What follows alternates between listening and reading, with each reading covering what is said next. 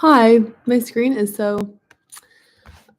guess I just look like a wet rat because I just took a shower.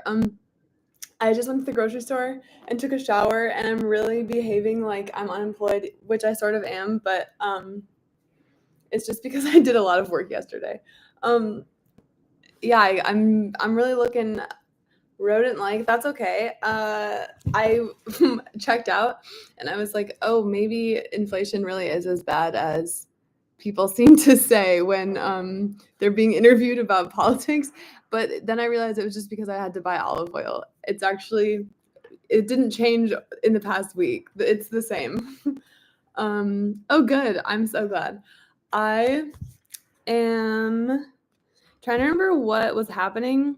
He's just really been there's been a lot of like weird, like, okay, Robert Moses right now is really behaving like gangs, like when he like collects the payments from anyone with power so that he will protect their interests. Yeah, it was interesting about the unions, like how union heads, they're really interested in making big public works projects so that they can keep the men employed. That's interesting. Yeah, I can't quite remember what was happening when I last left off, but we'll find out. I'm gonna have to take a lot of water breaks today because I'm really dehydrated. Mm. And I had the experience recently, which I think from the internet, this seems to be a common thing, but my boyfriend, one time I forgot to flush and he was like, "Oh my gosh, you're so dehydrated. You need to drink more water." So I've been trying to drink more water. Um, okay. Moses made allies of other forces, which exerted powerful influence on the city's elected officials. His alliance with the Archdiocese of New York, which spoke so effectively for and to the Irish Catholic voters, who were for decades Tammany's most steadfast supporters, was ideologically snug, natural, even had he not come to power through Al Smith. Quote, "I have no more sympathy with communism than you have and regard your church as our greatest bulwark against it. Than you have, and regard your church as our greatest bulwark against it," Moses told the Catholic Youth Organization at the height of the McCarthy era. There was only one difference between Moses' opinion of Eleanor Roosevelt and that of Francis Cardinal Spellman. The Cardinal's, except for occasional brief outbursts, was secret. The relationship between church, Irish Catholic contractors, and the Irish Catholic building trades unions he had traditionally been close and directed toward had traditionally been close. Sorry, okay, I need to warm up with this reading. I feel like I'm in first grade again learning the letters. Um, the relationship had been directed toward pressuring the city for more public works, which provided simultaneously jobs for Catholic parishioners and, through the contractors' religious contributions, funds for Catholic parishes, and charities. Moreover, the Archdiocese, perhaps the largest owner of real estate in the city, that's amazing, constantly needed favors from its government. Moses saw that it got those favors. Moses, in his rebuilding of the city, was continually needing its cooperation. The archdiocese gave it to him. Sometimes he and the church swapped pieces of land as casually as if they were playing Monopoly.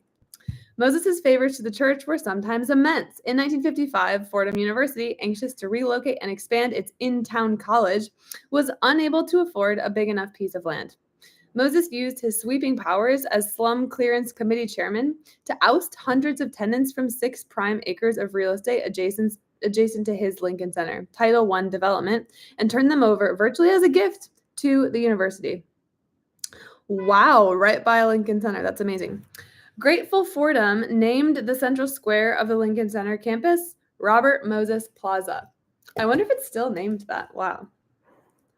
The city's liberals, observing such favors and inferring from them that he would do anything to curry favor with the cardinal, called him Spellman's pet Jew. But they failed to understand that Moses was interested not in favor, but in accomplishment and power. His close alliance, cemented by their adoration of Smith, with men such as Aloysius Coleman, William J. Tracy of Tracy Tugboats. Okay, that's a name for a company, Tracy Tugboats. If you have a tugboat company and you don't have an alliterative name, I just can't really root for you. If you're a tugboat company, oh, that's such a cute. Tracy's. Hello, my name is Tracy of Tracy's Tugboats. It's so cute. Eugene Moran Sr. of Moran Shipping, George V. V. McLaughlin, industrialist John A. McCulkey, the founding father Joseph P. Kennedy, and of course Tom Shanahan. They meant much to New York. One of them alone, John S. Burke, president of B. Altman and Co. and the Altman Foundation, gave Moses hundreds of thousands of dollars for such park improvements as the Central and Prospect Park carousels and the chimes in the Highbridge Park Tower, and much to Moses. Time and time again, when a project he was sponsoring was stalled, the Catholic hierarchy, religious and secular, interceded with the politicians, providing the push that was needed to get it rolling again. And when it was completed and the long line of its official limousines rolled across the bridge or through the tunnel in the first car, along with Moses and the mayor of the moment, would be the tiny red-robed figure of the chief representative of His Holiness in the greatest city in the New World, gracing the event with his presence at the ribbon cutting, bestowing on Moses' latest work the blessing of Almighty God. Not only the prince of the church, but the city's merchant princes, the royalty of retailing, were in Moses' camp, up to and including the inheritors of the great Herald Square rivalry, Bernard F. Gimble Jr. of Gimbles and Jack Strauss of R.H. Macy & Co. Growth, development, progress. The words which meant so much to Moses in terms of his interest, power, and accomplishment meant just as much to these businessmen in business terms. And again, Moses made certain that this identity of interest was bonded by firmer cement.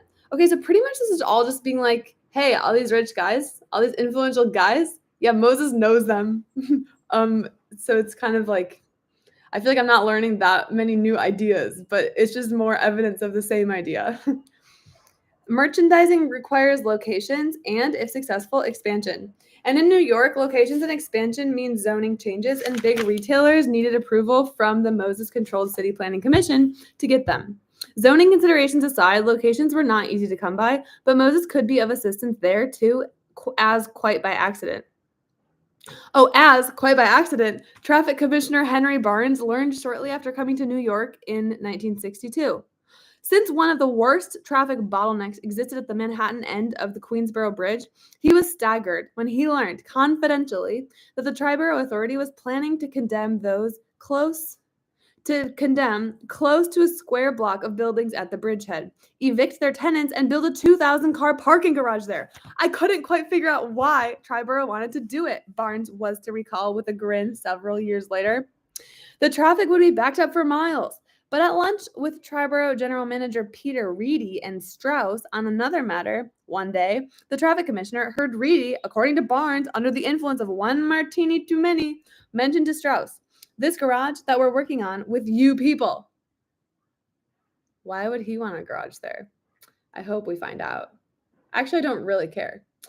I can guess exactly why he would want a garage there. It's because some union guy that's really influential that he wants to win over wants a garage there. So Moses is like, sure, we'll put a garage there. Okay, let's see. Oh, good. We're still on the garage. Warned by a sharp glance from Strauss, Reedy stopped talking, but Barnes had heard. Also, none of these characters, I don't think any of them matter, do they? They're all I'm not going to remember their names. What are you talking about? He asked. They both squirmed around, and he says, and finally Strauss said, well, Bloomingdale's and Alexander's are up there. We feel we ought to have a branch up there too. And then they revealed that atop the garage was to be built a 7-story department store, which would be leased to Macy's. To his astonishment, Barnes realized that Moses was planning to use powers and funds of a public authority ostensibly set up to aid transportation to condemn a score of buildings, evict the tenants, and turn it over complete with authority-financed parking facilities right in the store to a private business. And he further realized, as the conversation unfolded, that the planning had advanced to the point at which even the details of the lease, its term was to be 50 years, had been finalized, and that Moses had persuaded the mayor, Robert F. Wagner, to approve. I stopped that one, Barnes recalls. Understanding the reason for the secrecy in which the deal had been surrounded, it might arouse even the dulled sense of outrage of the New York public. He returned to his office after lunch, telephoned Wagner, and threatened to reveal it to the press unless the mayor called it off.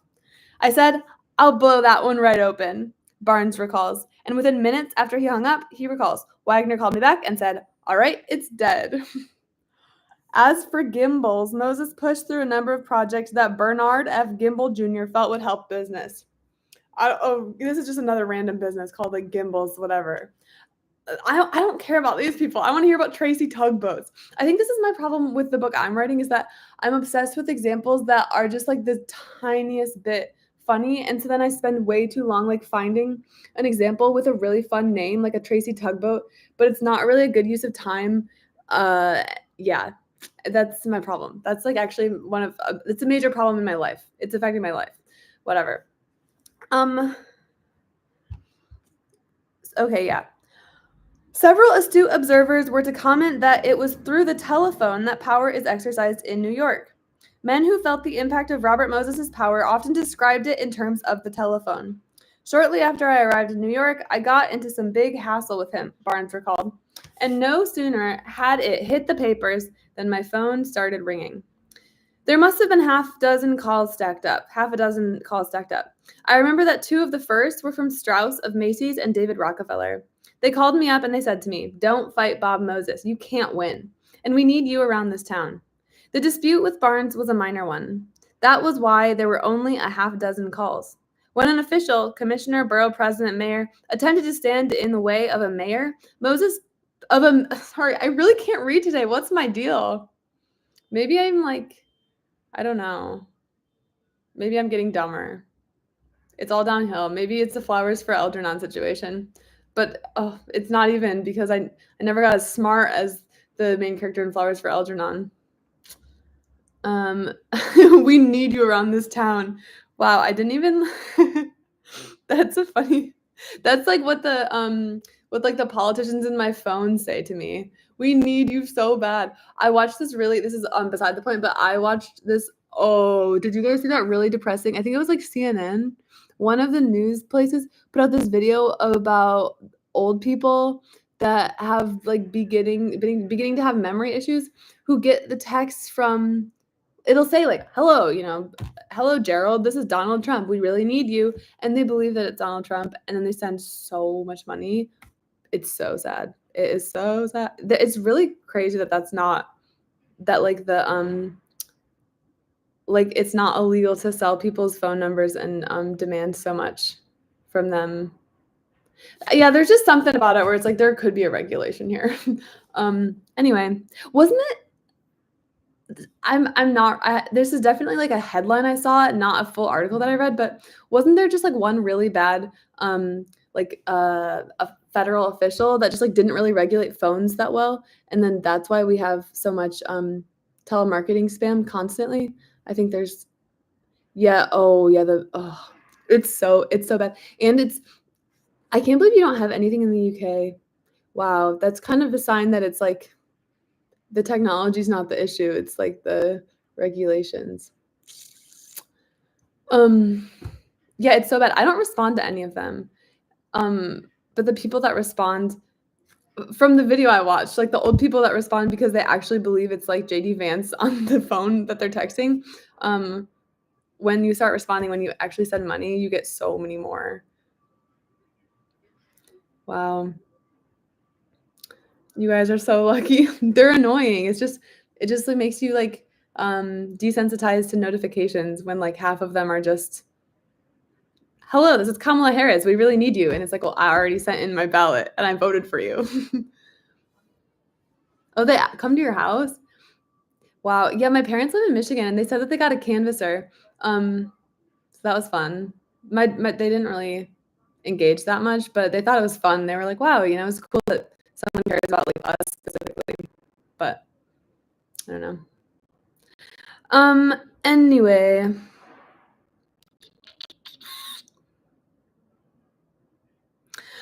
Okay, I can't quite remember where I left off. Yeah, it's just okay. The proof of the irresistibility of this pressure was Moses's relationship with the officials through whom the city's 5 Democratic county organizations had for decades exercised much of their political influence. The city's 5 borough presidents, and with the body on which they sat, and which was supposed to be the heart of its legislative system, the Board of Estimate. The borough presidents were, for decades, the keystone of the system by which the county machines held power. The 5 borough halls over which they presided were storehouses crammed with the public works contracts and individual jobs, which during those decades could be translated into political clout. With the exception of the parks and parkways, which were turned over to Moses by the legislature in 1934, each borough president controlled virtually every public work in his borough, from bridge to catch basin. I needed to. Okay, I'm underlining the fact that the parkways got turned over to Moses because I totally remember that part, but I guess I didn't really register the gravitas of it until now. Oh yeah, no. Okay, the way every election feels important, and also the way that it's like been so close for the past so many elections. Like, it didn't used to be like this. There used to be elections that were won in landslides, and the past like however many 4 or 5 have been so neck and neck. Basically, like everything in the 21st century, except for Obama 08, right? I don't even know how close Obama was. I just remember that felt like a moment. It was like obvious that he was going to win.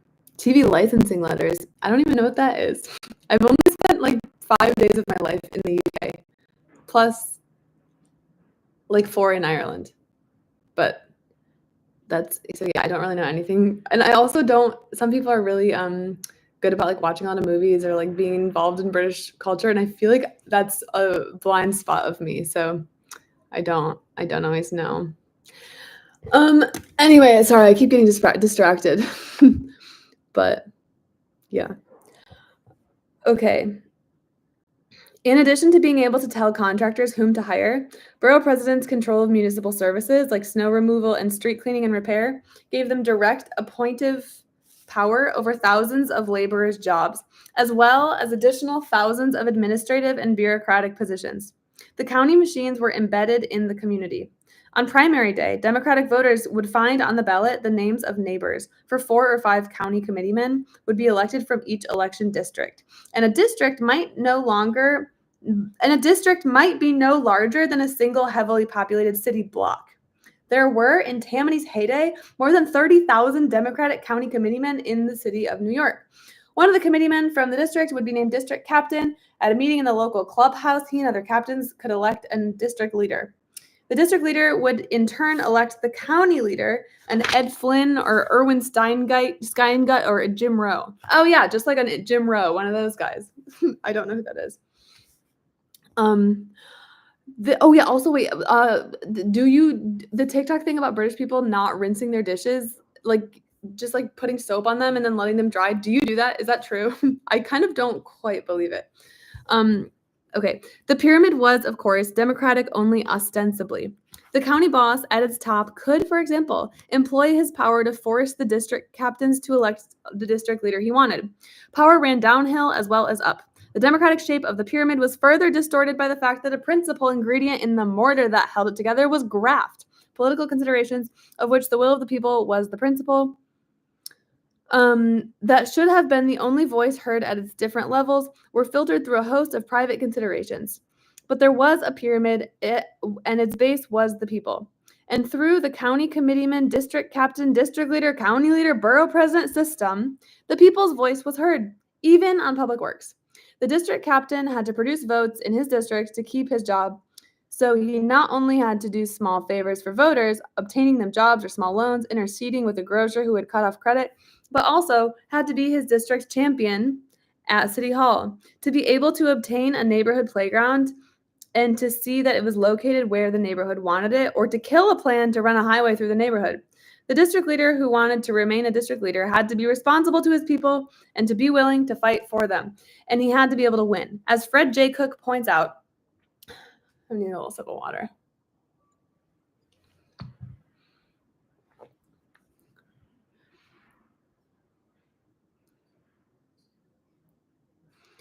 Wow. Wait, I've never seen anyone not put them in soapy water or rinse them.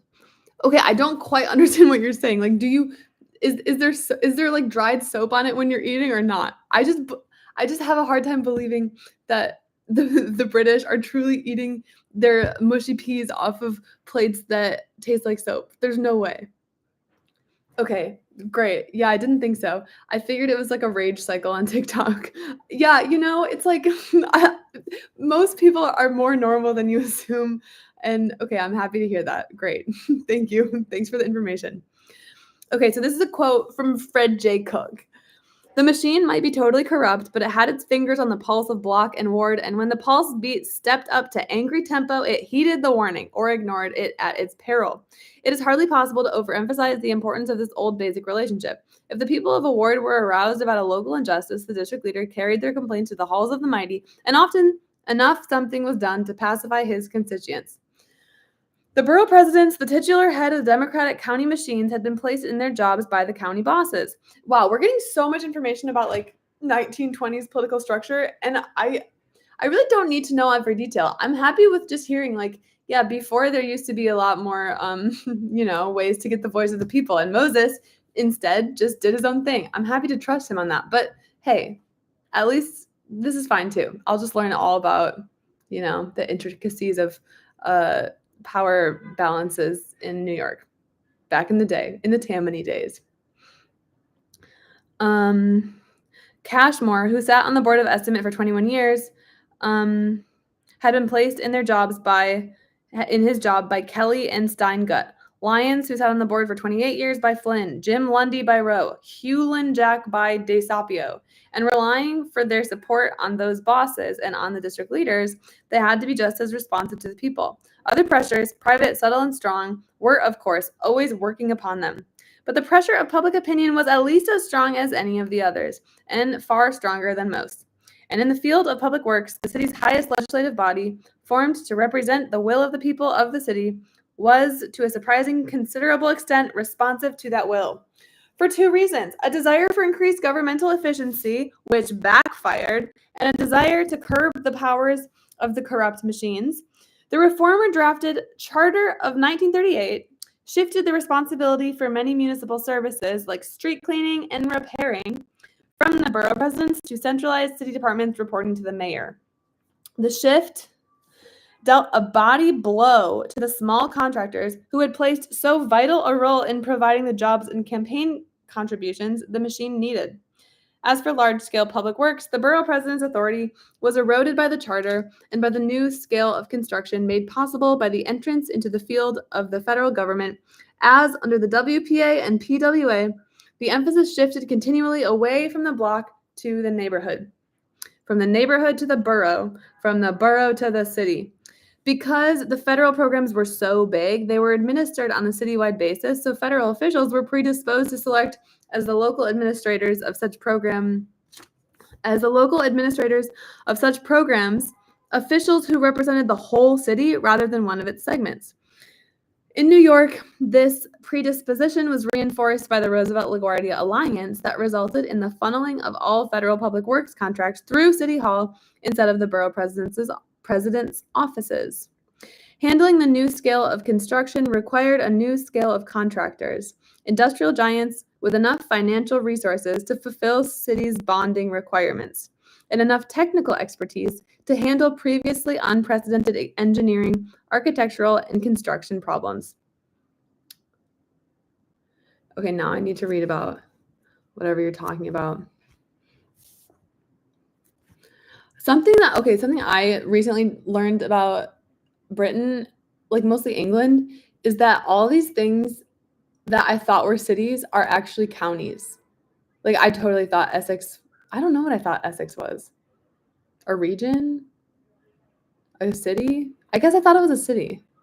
Anyway, then I looked at the map more closely and I was like, wow, my eyes were open. I can't think of more. There were so many other examples, but yeah, I need to like I just need to learn stuff better. I need to learn everything more. Since such corporations received their contracts through City, not Borough Hall, they gave their campaign contributions to City, not Borough Hall, and hired outside architects, engineers, and bonding firms that City Hall recommended. The 1961 charter transferred most of what remained of Borough Hall's power over public works to the mayor, and charter revisions step by step pared away to a relative handful the number of administrative jobs over which they had direct appointive power. The borough presidents found it increasingly difficult in the post-war era, impossible, to give satisfaction to their constituencies. They could not provide jobs for individuals, could not give work to local architects or engineers, could not oversee the dispensing of orders to local construction materials suppliers, or of policies to local insurance brokers and bonding firms. The imposing facades of the borough halls became empty husks behind which dwelt no real power. The borough president's constituents, uninterested in the complexities of charter revisions, didn't understand that. They thought that a borough president was still what a borough president had always been. They approached him for jobs, contracts, and insurance policies as they had always approached him. And when he couldn't provide them, they viewed the failure of that they viewed the failure as that of an individual, not of a system. They resented the failure so much that it would have to be an insensitive borough president indeed not to recognize the danger to his chances for re-election. They were indicted for a failure for which they were not at fault, Rodriguez says. There was a gap, a huge gap, between what people expected of them and what they could do. In theory, the theories about government in New York that were believed, judging by their writings, by political scientists, the borough presidents, by sitting ex officio on the Board of Estimate, possessed, at least until the charter revisions of 1961, substantial legislative as well as administrative powers. The power to control the city's departments and agencies by approving or disapproving every single agency expenditure. The power to control city employees by authorizing or refusing to authorize their hiring and their individual salaries. The power to make any changes they wished in the mayor's executive budget, as well as all residual powers, not specifically delegated by the mayor, city council, or planning commission.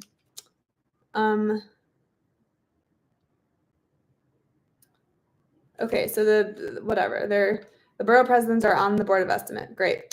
The most detailed and comprehensive analysis of the city's government ever written, Governing New York City, by Professors Wallace S. Sayre of Columbia and Herbert Kaufman of Yale, concludes that on the chessboard of the city's politics, the mayor may be king, but the Board of Estimate is queen.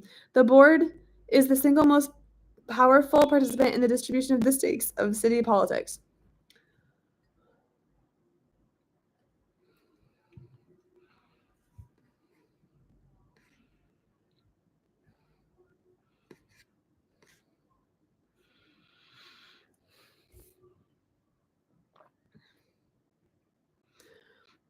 I'm kind of fighting through this chapter, but I'm going to keep going for a little bit at least one more page. The paragraphs are really long, so I keep losing my place, but it looks like I'm kind of close to the next. Oh, the next chapter is going to be so good. I love it when it's structured like this. It's called Moses and the Mayors. And the first section, it's like one of these sections where it's just a little section about his relationship with Mayor O'Dwyer. And then there's going to be probably a section about, I don't know, Wagner, Harriman. I forgot who came next. Oh, wait. Okay, it's really long. Oh, this is an extra. Okay, the next chapter is going to be really long. That's okay. I need to live in the present. Over public works, the works which did so much to permanently shape a city and mold the lives of its inhabitants, the board's powers were, on paper, particularly strong. The Board of Estimate shall have the control of the streets of the city, the charter states, and specifically the exclusive control of the street opening permits for relocation of understreet conduits or ways, without which, in a city whose underground was laced with a tangled network of sewers and utility mains, no public work could be built.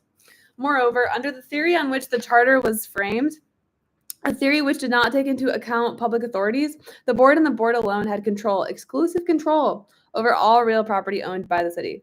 It alone could authorize its acquisition. It alone could approve its use. It alone, through the power to draw up the capital budget, could decide what would be built on it. And because it had the power to regulate the letting of all city contracts, it alone could determine how and when public works would be built. The votes on the board, jointly controlled by the borough presidents, enabled them, if they struck together and cast them as a block, to prevent the board from acting without their consent on the many public works decisions which required a 2/3 or 3/4 majority. Okay, and then borough presidents had an asterisk.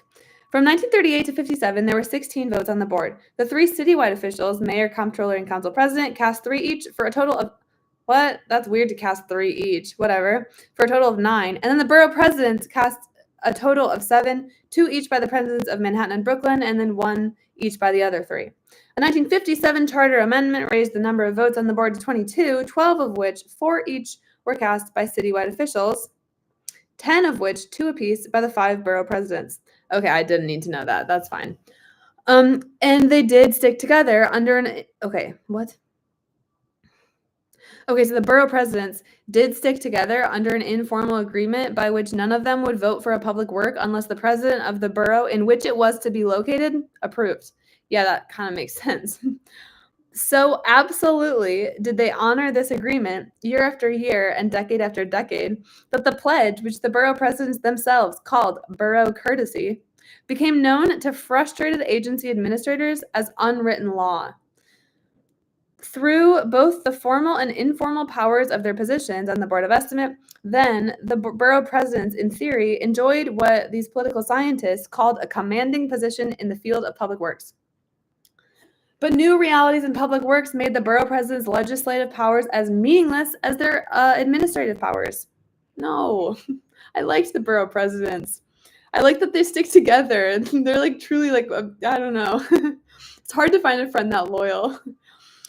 The board's authority over conventional city agencies rested ultimately on the fact that these agencies had no money except what the board chose to give them.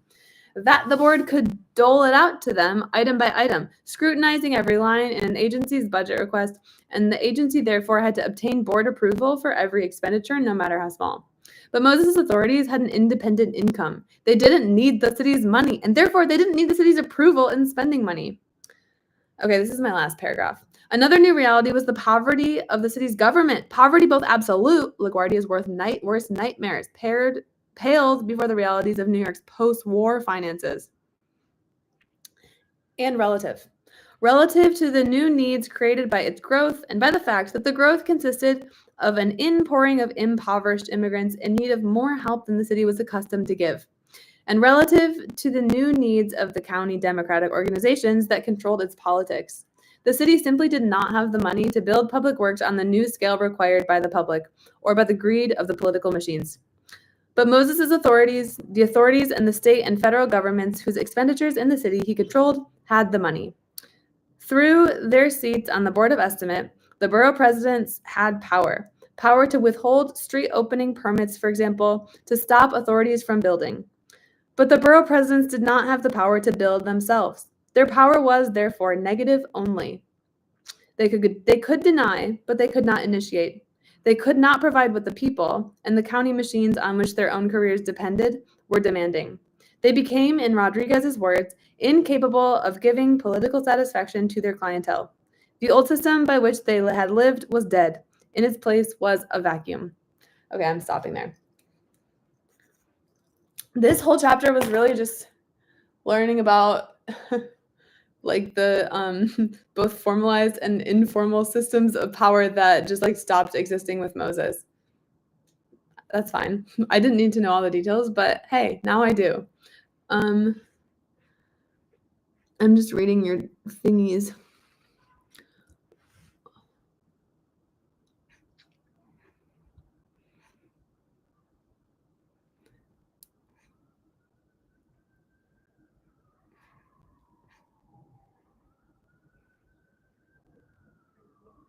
Okay, fun. I just had to catch up on the chat. Bye. See you tomorrow. I don't really have anything going on in my life that feels worth talking about. But I'm in the mood to chat. But I have nothing to say. So I guess I just have to go and like do stuff that I need to do. Bye.